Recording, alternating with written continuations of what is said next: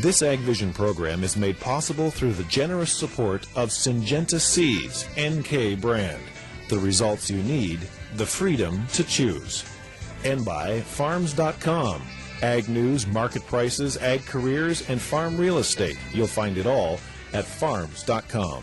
Well, many farmers are, of course, great at shifting gears, fixing gears, whatever, on their equipment, but maybe not so great at shifting their thinking. Here to explain the drawbacks of something called stinking thinking, as Elaine Froese, as everyone knows you know. Okay, let's go with the obvious question. What is stinking thinking? Well, I think the term was first coined by my friend Della Radcliffe, who's a former columnist from the paper I write in called Grain News. Yeah. And she came up with the term stinking thinking, and it's basically to describe, Kevin, a situation in a farm family where negative thinking and certain behaviors are not being well served by the attitude. And you talk about shifting gears, and this is about farmers being deliberate about shifting their thinking. You have obviously visited a lot of farm families in this country. You wouldn't bring this up if you didn't think it was a significant problem. What's the rub here? Why is this a big deal? The most common one that I'm concerned about right now, and the trend that I'm seeing is it's like there's a filter, and this comes from the work of my friend Randy Park, and he calls it a filter. So what I do when I work with the families, I literally stick my hand in front of my face and say, tell me when you started to hate your daughter-in-law. Because it's the filter that no matter what the daughter-in-law does, there's this stinking thinking that nothing she does is good enough, fast enough, far enough, deep enough.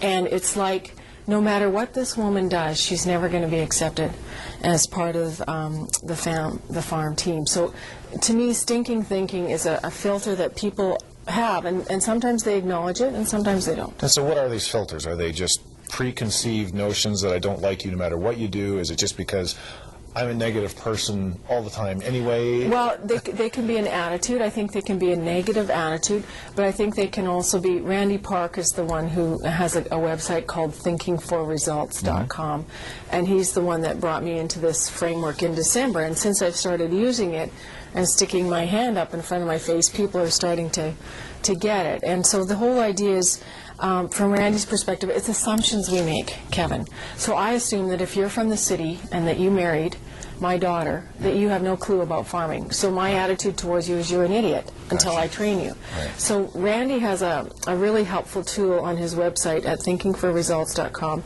where he says to describe the situation, think about what you know about it, but also think about what assumptions are you making about this person, and who needs to know about these assumptions, and what factors are you ignoring. And so I have a scenario of a daughter-in-law who was just irritated by the parents always coming in and being helpful. Do you need this? Why have you moved the furniture? What's for lunch? And I went, whoa, whoa, whoa, whoa, whoa. And so I challenged their thinking, and I said, well, we're just trying to be helpful, Elaine. I said, yes, but you are also being irritating. So when we got them in the room with the bowl and the talking stick, I said, what assumptions are you making? We're just assuming that this daughter-in-law is just way out of control and way overwhelmed. Well, yeah, she's overwhelmed because she's putting up all kinds of barriers to not have you interfere with her private life. So after the family meeting, when we analyzed the assumptions and the filters, we find out that what was perceived from one side as being trying to be helpful was perceived by the other side as being way too interfering. Right. And are there causes to this, or is this just the way I am? I'm a negative person. I've always been negative. I was born this way. Well, you've described people that may have that symptom, and Chuck Swindoll said, if you have negative people in your life, get rid of them. But if you're married to them, go for counseling. Okay? And so you have a farm team. You have a son or a daughter-in-law, whatever, a couple, a younger generation, a couple, the older generation. They're having a hard time getting along. So my whole point in this television show, Kevin, is to talk to people. What are you assuming? What do you need to learn, and what do you need to share, and what are you ignoring? And that's all on that thinking sheet that you can download for free at thinkingforresults.com. And I just want people to put on paper what assumptions they're making. For instance, when Wes and I were taking over the farm from his parents, we had a family meeting with the planner, and he said, assume Elaine is out of the room. What would you do if Wes died? And the parents went on to describe, well, we would just take the farm back. And as the daughter-in-law, I'm going, no, you wouldn't. I've put 11 years into this marriage. I invested heavily when I came into the marriage. Yeah. No, I am going to stay and raise my children in this community. And they said, okay, Elaine. That conversation, Kevin, took 5 minutes to break down the assumption. What did that do to me as a daughter-in-law? I defended my ground. Yeah. I spoke what I needed. And the parents went, okay, now we know Elaine is committed to this farm, and if anything happens to her husband, it's still going to be hers. Where is the starting point then? Let's say you've got, I've heard a number of speakers say things like, and this is anecdotal, I'm not sure if this is hard research, but things like 8 to 9 out of 10 things that we worry about, first of all, if worry is your stinking thinking, never happen. Yes. And how debilitating that can be. What is the starting point then? And I think you've alluded to it partly. We begin to clear up the problem.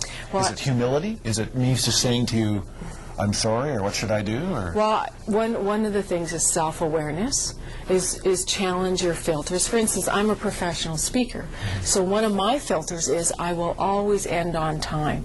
That is how I operate, whereas other speakers will go way over time and the schedule got out of whack. So for a farm family, what they need to look at is what assumptions am I making? And then secondly, if I'm working with you, I'd come to you and I'd say, Kevin, what would you like me to do differently? Or am I correct here? Or I'm curious. I'm trying to be helpful. Are you seeing this as helpful, or are you seeing this as interfering? So I am not reading your mind, because I can't. But I'm asking you, what do you think? What do you want me to do differently? I'm just wondering if there's a difference between saying, what do you want me to do differently, and me just apologizing, saying I'm sorry, even though I don't necessarily know if I was in the wrong. But you see, saying sorry is cheap if you don't change your action. Gotcha. And some people say, oh, I'm sorry. And then they'll continue to make the same assumptions, do the still negative behaviors, and nothing ever changes. And I'm seeing sons-in-law who are stuck in the middle and said, Elaine, something has to change here because my father is so hard on my wife, and I am so tired of trying to keep the peace between Dad and my wife, or my mom and my wife. And I'm not just blaming parents here. Blame isn't helpful for anything. No. So what my key issue here is, who are you thinking about? What are you assuming? And quit trying to assume and read the other person's mind. Ask them. Okay. What do I need to learn? What am I ignoring that's causing you this negative filter? Okay. We'll leave it there. Filters and stinking thinking. And if you want to know more about this subject, Elaine Froese, of course, being a certified farm family business coach, helps families talk about tough issues of farm transfer and succession. And she's available online at ElaineFroese.com, or you can call her, 866-848-8311.